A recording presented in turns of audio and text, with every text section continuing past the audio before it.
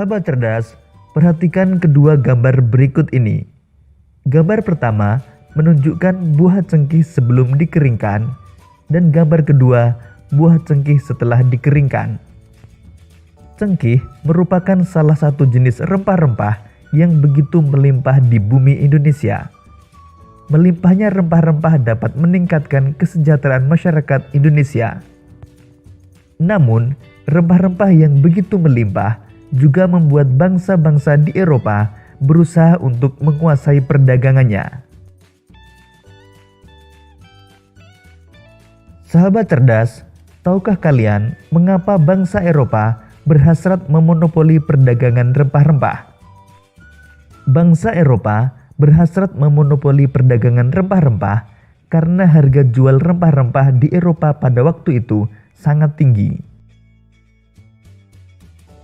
Seberapa tinggikah nilai ekonomis rempah-rempah di mata bangsa-bangsa Eropa? Harga rempah-rempah semahal emas. Masyarakat Eropa sangat membutuhkan rempah-rempah untuk industri obat-obatan. Apa hubungan rempah-rempah dan penjajahan di Indonesia? Jatuhnya Konstantinopel ke tangan bangsa Turki pada tahun 1453 menyebabkan bangsa Eropa mengalami kesulitan mendapatkan rempah-rempah. Oleh karena itu, mereka berusaha mencari sendiri daerah penghasil rempah-rempah dengan melakukan penjelajahan-penjelajahan samudera dan penjajahan terhadap negara-negara yang kaya rempah-rempah.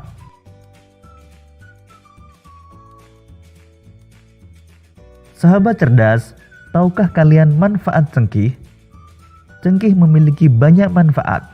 Di antaranya, sebagai bumbu masak, cengkih digunakan dalam bentuk bunga utuh atau dalam bentuk bubuk. Cengkih juga dimanfaatkan oleh bangsa Cina dan Jepang sebagai dupa. Minyak cengkih digunakan sebagai aromaterapi dan obat sakit gigi. Pohon cengkih banyak manfaatnya, sehingga menjadikan bernilai ekonomis tinggi. Oleh karena itulah, cengkih merupakan salah satu bahan rempah-rempah yang menjadi buruan bangsa-bangsa Eropa. Hal itu memicu terjadinya penjajahan di Indonesia. Sahabat cerdas, pada masa pemerintahan kerajaan-kerajaan Islam di Indonesia, datanglah orang-orang Eropa yang mengadakan pelayaran samudera. Kedatangan orang-orang Eropa di Nusantara mula-mula disambut baik oleh bangsa Indonesia. Namun ketika orang-orang Eropa itu berusaha menguasai Nusantara, mereka mendapat reaksi keras berupa perlawanan-perlawanan di berbagai daerah.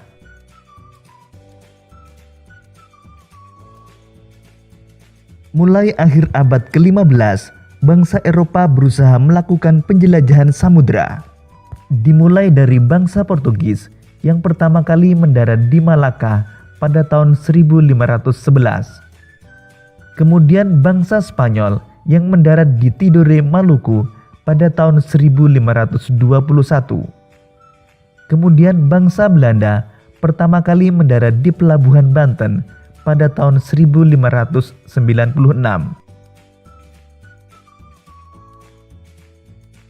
Sahabat cerdas, berikut ini faktor-faktor pendorong penjelajahan samudera yang dilakukan oleh bangsa-bangsa Eropa.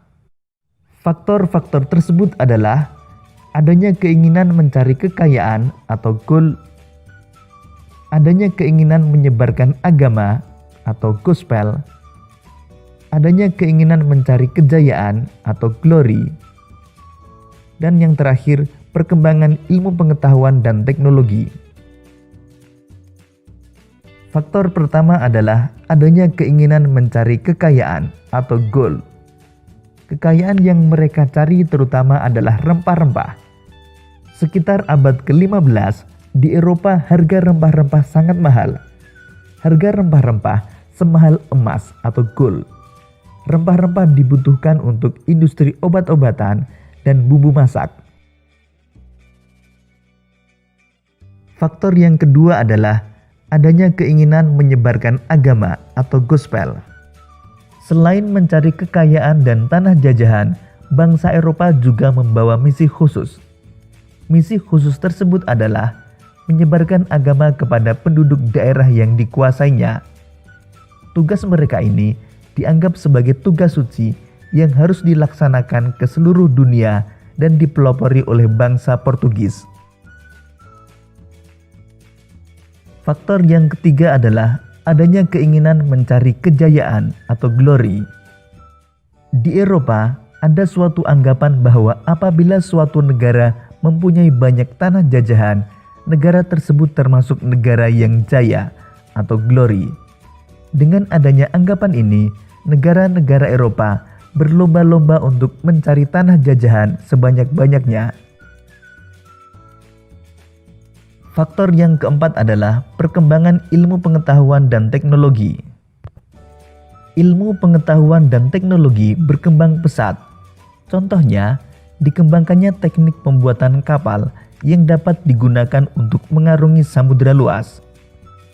Kemudian ditemukannya mesiu untuk persenjataan. Senjata dapat digunakan untuk melindungi pelayaran dari ancaman bajak laut. Selanjutnya ditemukannya kompas. Kompas digunakan sebagai penunjuk arah sehingga para penjelajah tidak lagi bergantung pada kebiasaan alam. Demikian tadi sahabat cerdas pembelajaran kita tentang peristiwa kedatangan bangsa Barat.